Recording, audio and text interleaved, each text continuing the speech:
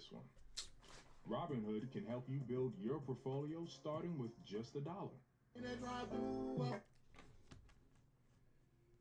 I drive to a Burger King. Can we get a Waffle Junior with onion rings? Make it a meal so I can get a drink. No, I'm not finished, that's not everything. Can we get a double waffle with no cheese? Can we get a number 2 with a long drink? I got money so I don't care how much it costs me. So you throw in some extra fries, don't make them salty.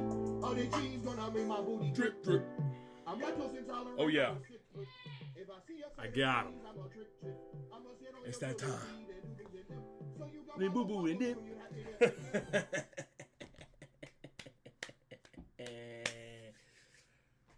Rayman Noodles. I will be giving my review on these things. Is it crazy to say I haven't even tried them and I think they're gonna be good? I don't know, they smell good. They smell good. Alright guys, we're gonna try these Rayman Noodles. I will be giving my honest review. If they're not good and I don't like it, I will flat out say it. Caseoh is my favorite streamer. So let's see if these things are hitting for what they gotta be hitting for. Let's get into it. Mushroom beef flavor, by the way.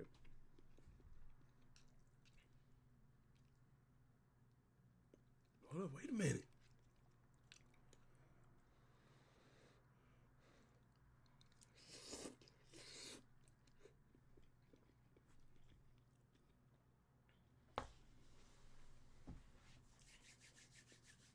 I don't eat beef noodles.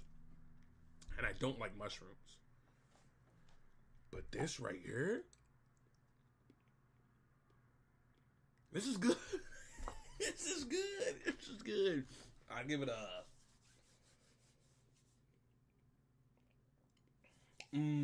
what do I give this? Hold on, one more time. Let's try that thing one more time.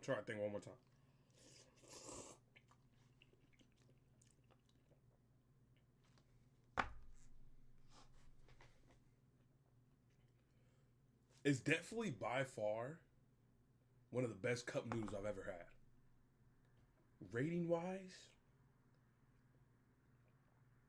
8 out of 10. I would eat again if they were right in front of me. Actually, 7.5. I drop it down a notch because of the price. The price is $2 for a cup, but it's $13 with shipping. So you're paying $13 for a cup of noodles. It's kind of expensive. It ain't cheap. I'd say you're better off getting the 24 pack, even though it's like $50. But this is good, man. If you got some money to spend and you like the bro, you like the fat man with the plan, I'd say go ahead and get these things. They're pretty damn good. Oh, I gotta keep it family friendly. I gotta beep that out. They're pretty good, man. They're pretty good. I'm keeping this family friendly right here.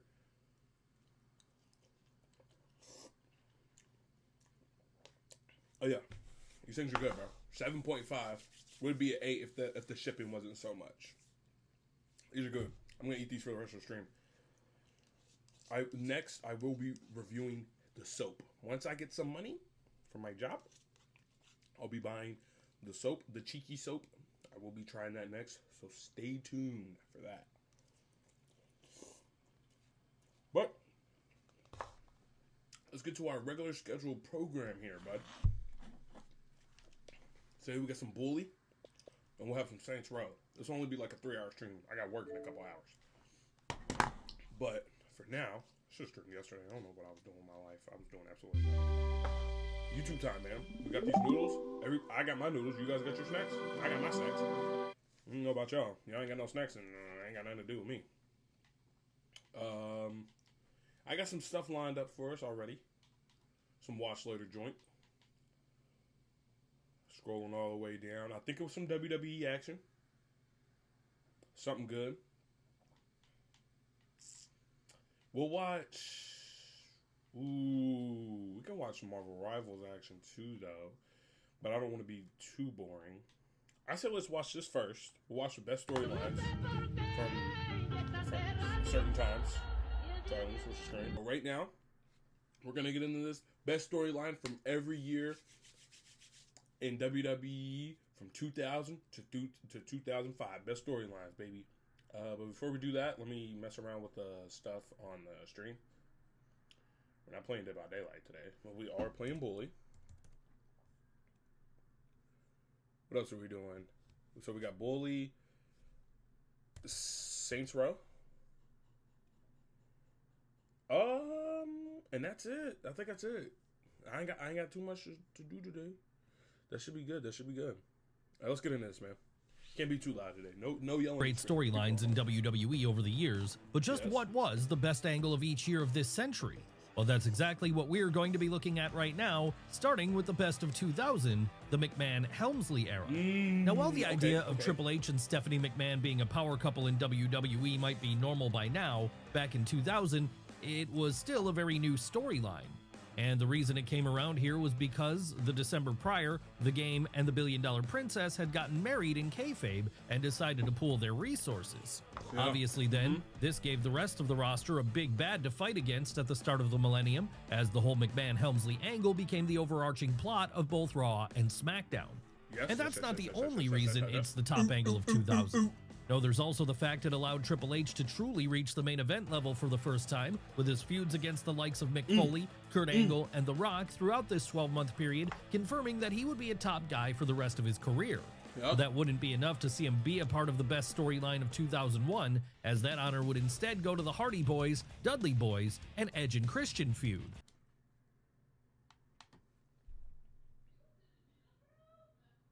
Are we giving it to them? Because from what I remember in 2001, was that when the Alliance stuff was going on? Was that the same year the Booker T and Stone Cold stuff happened? Because if so, I don't know if I'm giving it to them. We're talking about grocery stores, Stone Cold, and Booker T. I think this was this year. Let me fact check myself. Booker T and Stone Cold grocery store. Yeah, that was 2001. That was in December of 2001. Are we giving that to them? Of course, the story here was slightly different in that it wasn't told by using any backstage segments or promos. Not for the most part, at least. No, the story to this one was that you had three of the best tag teams of their generation, each wanting to prove they were deserving of holding the gold.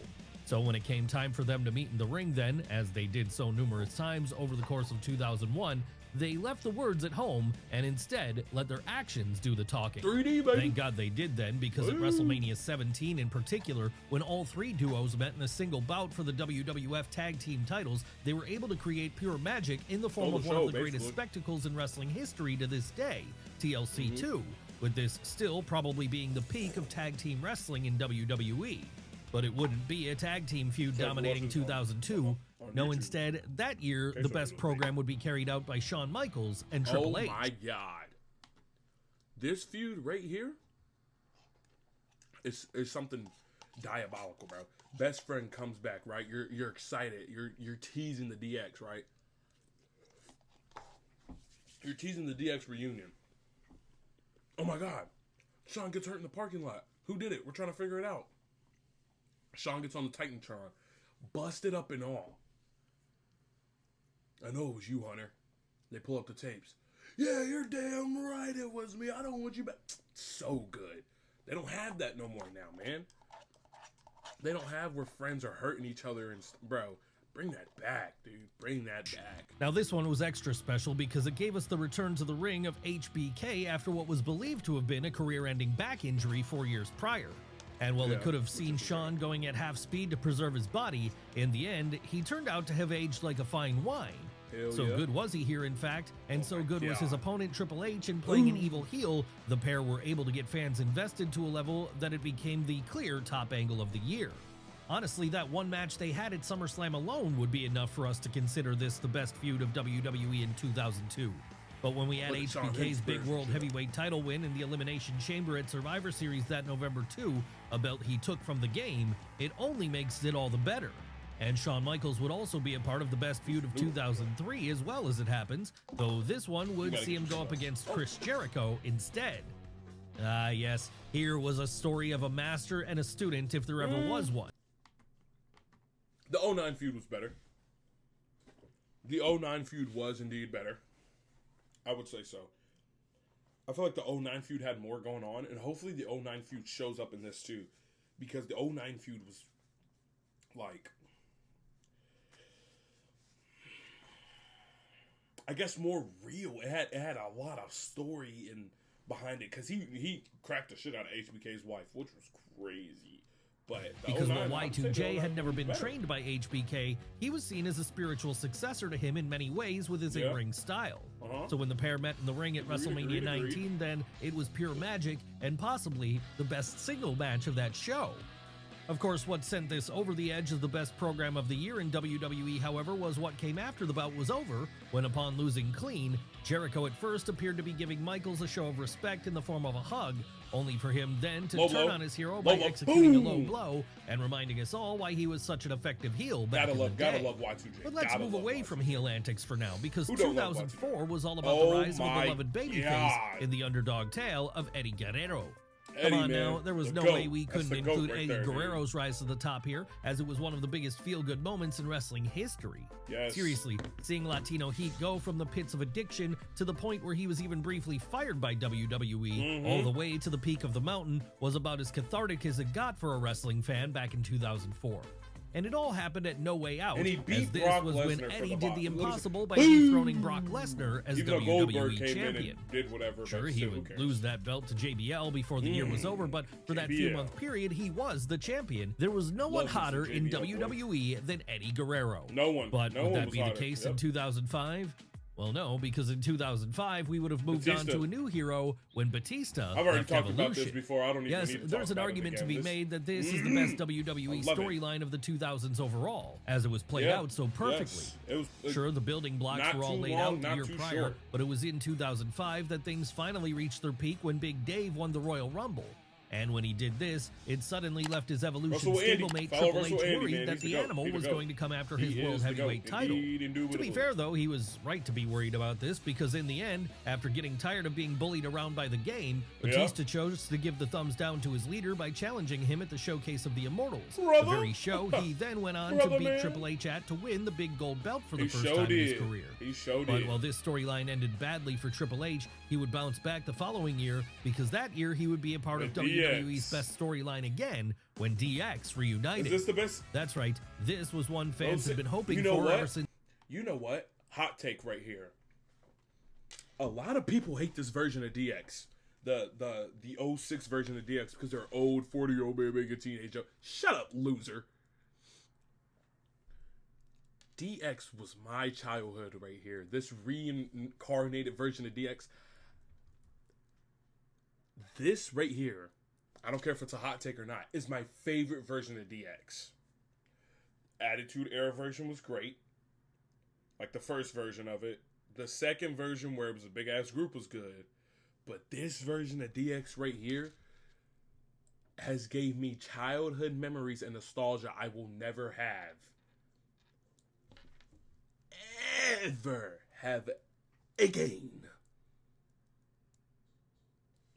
This is a great version. I don't know why people hate it so much. It's so good. Shawn Michaels returned to the ring in 2002. Making weenie jokes. And it was in 2006 that they finally got it, as it was after months of teasing that Triple... Bro, they painted freaking a jet, bro. Come on. They painted an expensive jet. That's so... Who doing that, bro? Like, stop it. Stop it.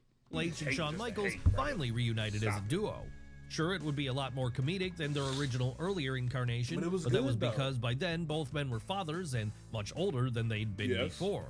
And they weren't exactly wrong to go in this direction, because fans seemed to enjoy the new version of the Degenerates. Oh my god. This is one of the best segments ever.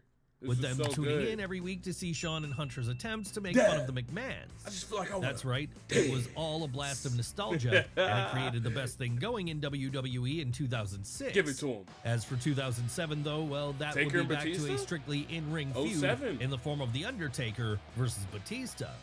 What made this Is one this so when special? Batista had the belt? And yeah, Undertaker won, and he had to pick between Bobby Lashley, John, and Batista. Now keep it a stack. Who the fuck was picking Bobby Lashley? Why would you even have the ECW belt in front of Undertaker like he was going to pick it in the first place?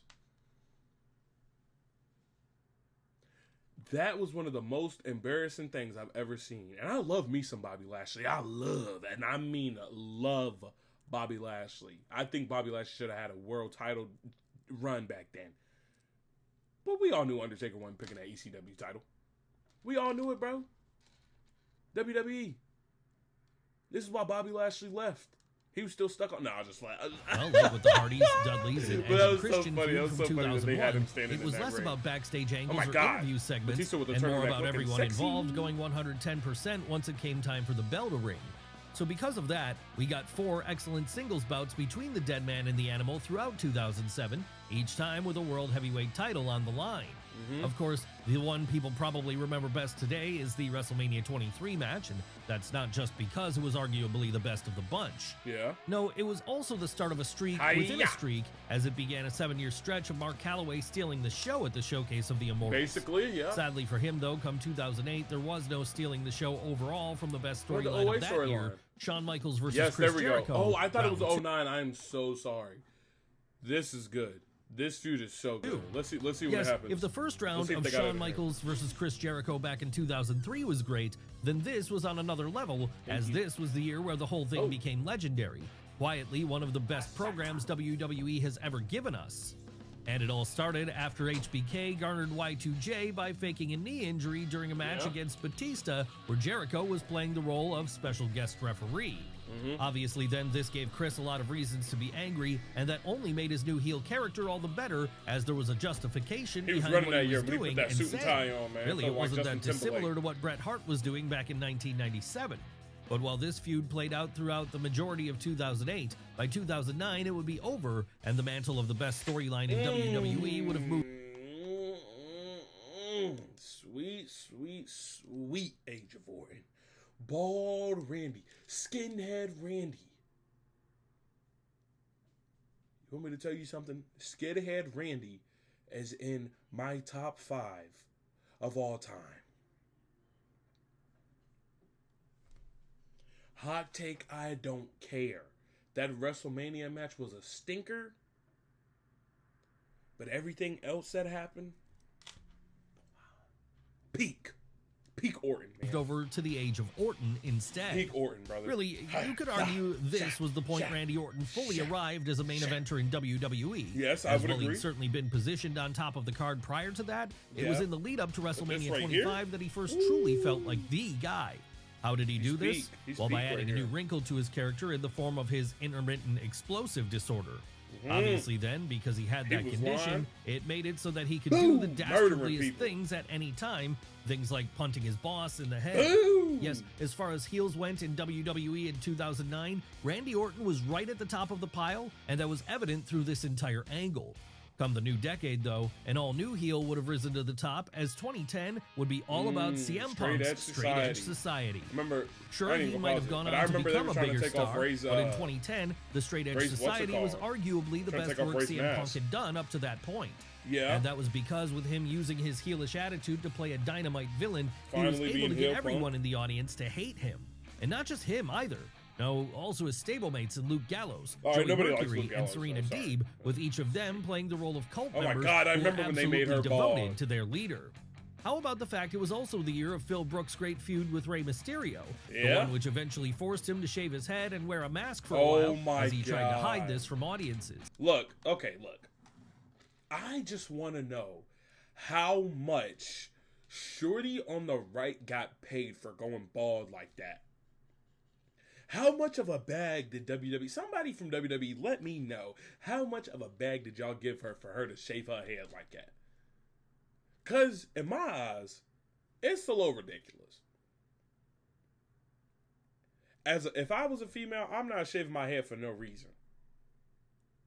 That's just me though. Now, if I was like CM Punk, yeah, I would have did it. But her, she had to get a bag because she looked like Dr. Egghead. She is the mega of all mega minds. They did her dirt wrong.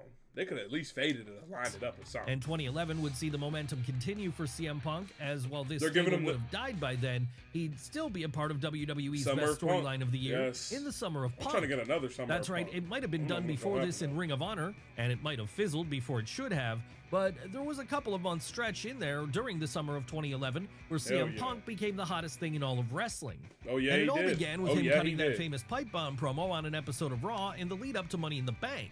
What happened after that? Well, Money in the Bank itself. The night where Punk beat John Cena for the WWE title, and from there, I wonder as what far as would've everyone happened in if the he would've audience lost. knew, left forever with the belt in tow as he was no longer I really under wanna know. contract.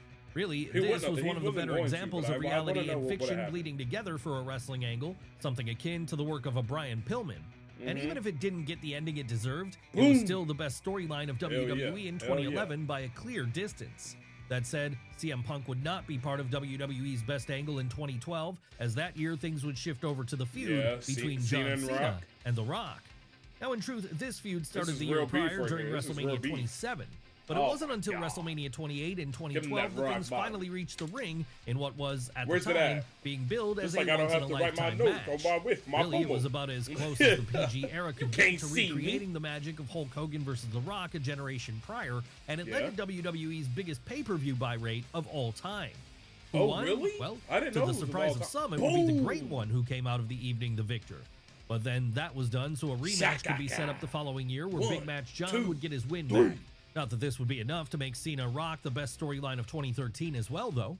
No, that year, a force Daniel of nature Bryan, would have yes taken over movement. WWE in the form of Daniel Bryan's My mom Yes used to love movement. Daniel Bryan. Now, this one's been called one of the greatest stories WWE ever accidentally told, because it was never meant to be Daniel Bryan at the top of the Yeah, card. it wasn't. But that's Even what made Daniel the said whole it thing wasn't so supposed to be, yeah. magical, as it was purely by sheer force of will that the fans managed to get the underdog to the Yep, top. they sure did. the American Dragon wouldn't reach the peak here, and there were large parts of 2013 where it Ooh, looked like has he got things Shawn weren't in going to that? go the way Oh the my people wanted it to. But as Harvey Dent told us in The Dark Knight, the night is always darkest before the dawn. And it wasn't like there were no moments of catharsis for fans of Daniel Bryan in 2013, Boy, they're gonna blow my as this nose, was but the I year don't he know. beat John Cena clean in the main event of SummerSlam to briefly win the WWE title, just as it was also the year that fans completely hijacked a title ascension ceremony with a Sure did. tsunami of yes chants. All of this is to say that by the time the mid-2010s were approaching, Bryan Danielson Had was them all becoming in the one of ring. the most That is over so wrestlers lit. in recent memory, and that's why the Yes Movement would also be the Even best storyline of 2014. 2014. Yes. After all, this was the climax of the entire story, which had begun the year prior, and it gave fans a feel-good moment to Yes. rival Eddie Guerrero's Yes. big title Yes. win a decade Yes. prior. Yes. Yes, after not even being put in the Royal Rumble and creating an audience meltdown in Damn, the Daniel process, Bryan really Daniel was Bryan over, though, eventually bro. found his way into the main event of WrestleMania after They he should've beat kept Triple it. H earlier in Or the did evening. something. I don't So know. when Bryan went on to win that Nah, world nah, title nah, match by tap out beating both Batista. Batista Boy, and Batista Randy was getting Orton, booed at the the roof building. just about blew Look at off the Randy's face. Superdome in New Orleans. Unfortunately, though, by 2015, Bryan would have to enter into temporary retirement on account of concussion issues, and this would mean the best storyline of Damn. that year would not involve him. Rather, it would be about John Cena's United States title open Yep. challenge instead. That's right, if you wanted to pinpoint a moment where John Cena went from being babyface who was maligned by many adult We fans hate to him Cena. being a beloved elder statesman for everyone, Yeah. then this was it, as it was A the point US he run, decided baby. to step away from the main event and instead work on getting the Okay, look. His U.S. You know what? Let me keep it. middle of the card guys over. How would he do this? Well, by winning the States title at WrestleMania 31, then going on a career highlight of a run where he put it on the line every week during an open challenge. Truly, Big Match John's best work came during this run, with his matches against the likes of Cesaro, Sami Zayn, and Kevin Owens in particular standing out. And while he wouldn't be holding that belt as 2016 came around, he would still be going strong that year. Right, AJ Styles, Strong yeah. enough that he'd be a key part of the best WWE storyline then, too, with him playing a chief rival to the phenomenal one during the debut year of wait, AJ they need to Styles have a in match WWE. immediately. Of course, the John Cena feud was far from the only great thing about AJ Styles' rookie year in WWE. No, a couple of ropey months at the start aside, everything the Phenomenal One did was a hit here. It didn't matter if we're talking about his Royal Rumble debut, his program with Roman Reigns, or his WWE title win in the Oh, yeah, autumn. big dub. One thing was for sure, in 2016, everything was coming up AJ. And this was a huge surprise to some, not because Styles wasn't talented enough, no, far from it, but there had been some concerns ahead of time that Vince McMahon wouldn't get the high-flying star. Thankfully then, this wasn't the case, and AJ would go on to have one of the best rookie years in WWE history, one which was right up there with the likes of Kurt Angle before him. That said, his world title run, a run which bled over into the next year too as it happened, wouldn't be enough to see AJ Styles have the best WWE storyline of 2017. No, that honor instead goes to the friendship between Chris Jericho and Kevin Owens. Sure, they might have started out this whole relationship as heels, but so lovable were they in their villainous antics together, there came a point when all fans wanted to do was cheer for the bromance between these two Canadians. And that made for some of the most must-watch TV. Yes, it had started the year prior, but 2017 was where the KO and Y2J relationship fully reached its apex. Why was that? Well, it was here that during the Fantastic Festival of Friendship segment, Owens turned on his buddy and set up an eventual WrestleMania 33 showdown between them. No, they didn't get to make this battle be about the Universal title, as many had hoped they'd be able to do. And that's so stupid. This match should have been about the Universal title. That little Fruit Loop, Fruity Pebble, Fruit by the Foot belt, that period blood looking belt should have been in this match, bro. Should have been about the title. Should have been how KO was losing his mind because of the belt. But instead it was about the US belt because they wanted to give the belt to Goldberg. One of the stupidest mistakes they have ever made is letting Goldberg always come back and run wild. Stop. And we'll never get that. We'll never get that again. He's gone for good. But still, bro, they're going to have... Now they got Brock coming back. Like, I mean, nothing wrong with Brock, but I don't think he's going to win a belt off of anybody. I hope not. But, like, still, man, they had it laying right in front of their hands to make a WrestleMania match, a WrestleMania main event, top peak, bro. Do you understand what Kevin Owens and Chris Jericho would have had if it was for that Universal title and if they got the main event for WrestleMania? But there was still a belt on the line here. So when Kevin Owens walked out of that event the victor, he'd do so with a prize around his waist in the form of the United States title. Yeah. But it wouldn't be the US title that would be the subject of the best WWE storyline of 2018. And the reason for that is because this story centered around the women for the first time, one woman specifically, Becky Lynch, and her meteoric rise to the top of the card. Now, there's something of a parallel here with the Yes movement, as Becky Lynch was never supposed to get this over. Yeah. Now, in truth, her turn to a darker side was supposed to see her play the heel foil to Charlotte Flair. Yeah. But when it became clear that fans saw her as the hero of the tale, the one who'd been screwed over by a friend, plans quickly changed. And thank God they did, because out of this, we got the Man, a PG-era version of Stone Cold Steve Austin, if there ever was one. Someone who was, for a time at least, able to become the biggest star in all of wrestling. Oh, yeah. Needless to say, then, Becky was quite an achievement, as no woman before or since has been able to become the undisputed top star of a major promotion. That said, while the peak of Becky Lynch's rise would actually happen in 2019 with her main eventing WrestleMania, there would actually be another WWE storyline which beat it out that year, the one which came to be known as Kofi Mania. That's right, there were two big storylines. And now I have no idea what they're doing. Becky Lynch reaching the mountaintop and Kofi Kingston Can we just talk about how we go from this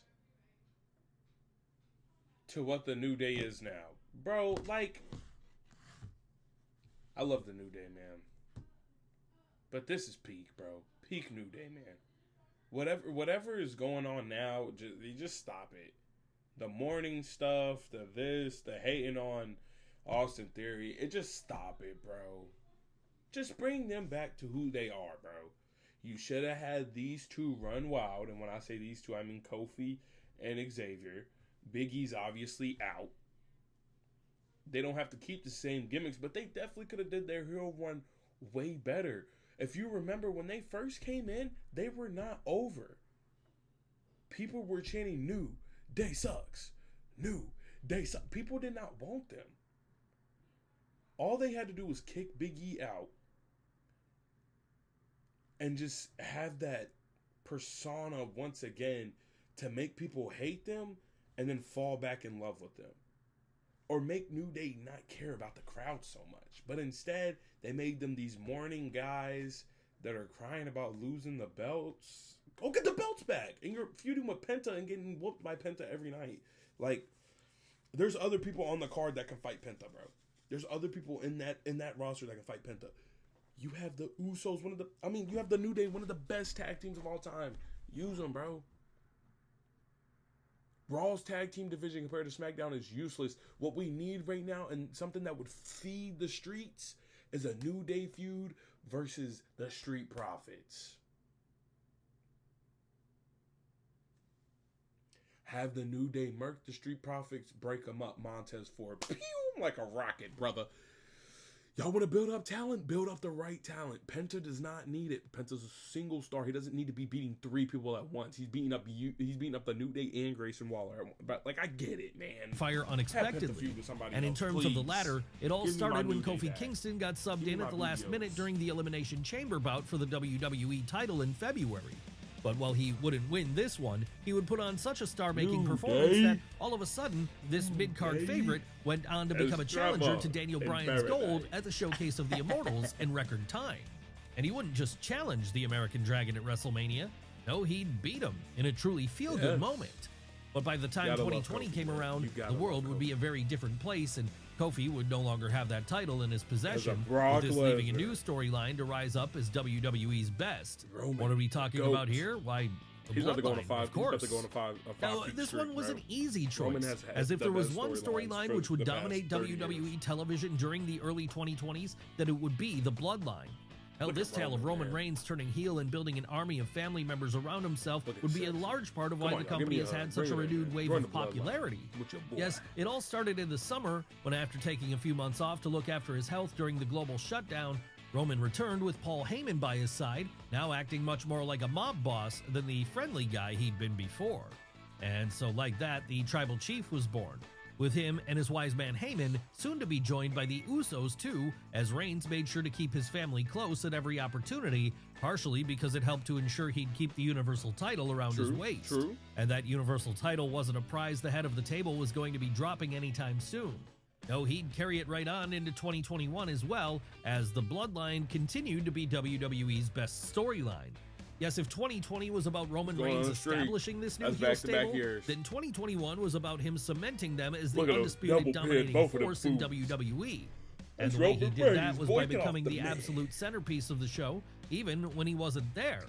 That's right. While Roman had by this point moved on to having more of a part-time status, whenever he wasn't at work, either Paul Heyman or the Usos would be there to make sure things ran like clockwork for the Bloodline. And that all meant when the Tribal Chief did show up, he'd have a much easier time dispatching his opponents. Opponents like Cesaro, Edge, and Daniel Bryan, with the latter two being stacked and pinned simultaneously by Reigns at WrestleMania 37.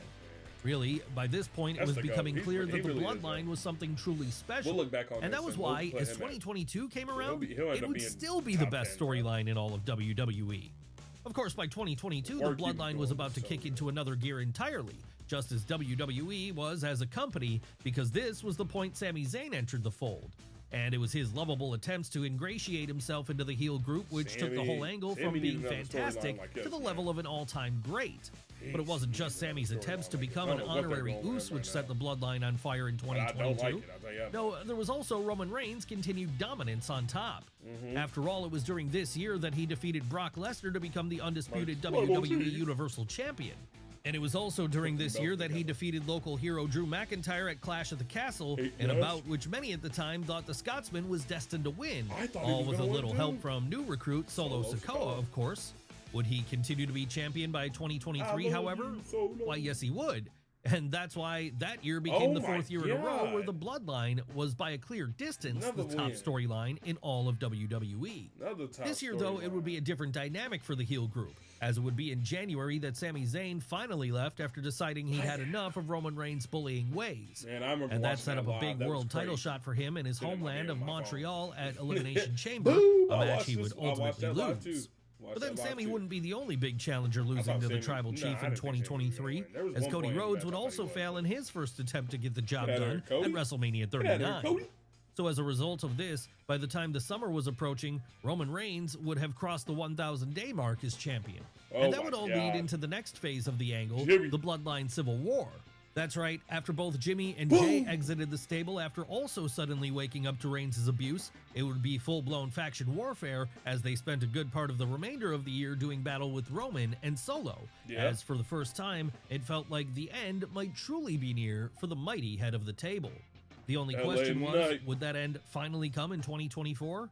Why, yes it would, because this was the year where the best storyline in WWE was Cody Rhodes finishing. But look, even though it's finishing the story or whatever, guess who's still involved? Roman. And this is why Roman should be, if not top 15, top 10, brother. Roman, at the end of Roman's career, I could see him being top 8, top 7.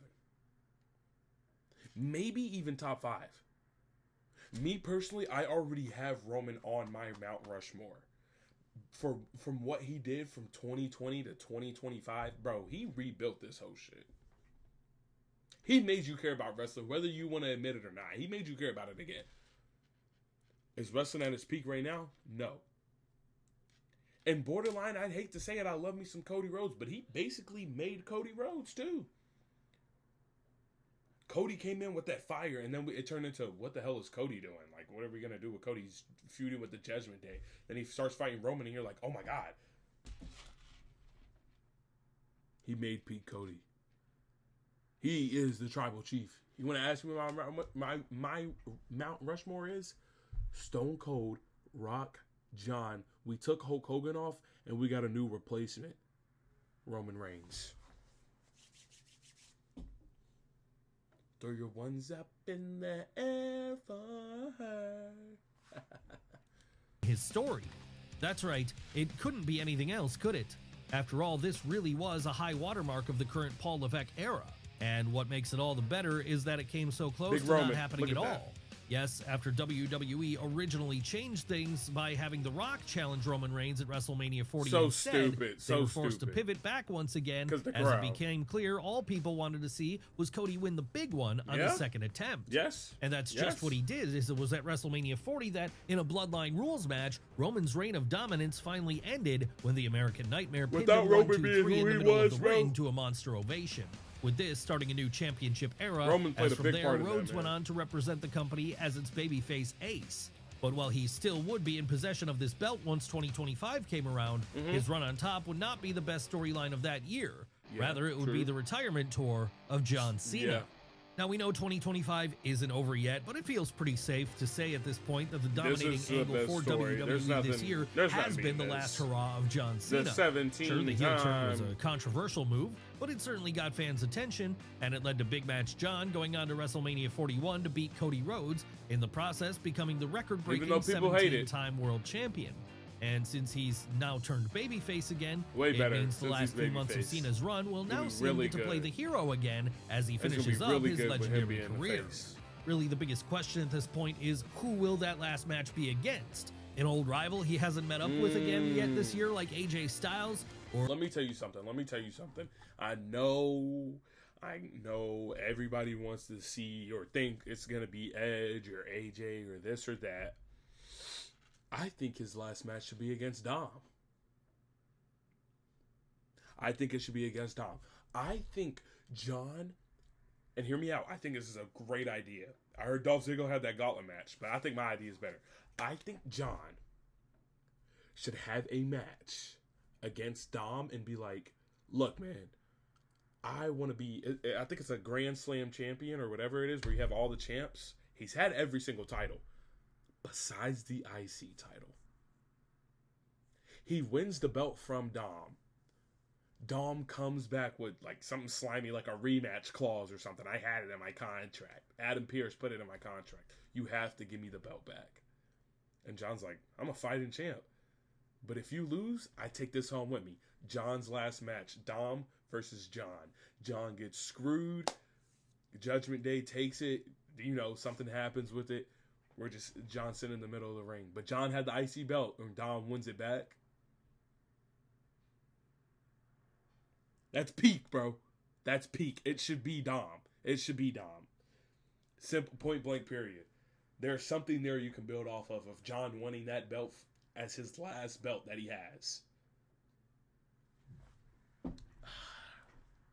Let me know. Let me know if I'm tripping. Let me know. Perhaps a newcomer such as Braun It Breaker? could be Braun. It could be somebody else. But I want Dom. And see how I want things Dirty play Dom out. to do it, bro. One thing is for sure, though, by the time all is said and done, John Cena's retirement run will have earned its spot amongst the best WWE storylines of the 21st century, just as every other example we've looked at today has too. Yeah, man. I think, me personally, best story of all time. Kurt Angle and Booker T. No, I'm just playing. Nah, that was a great video, man. Go follow Russell Andy. That was a good video.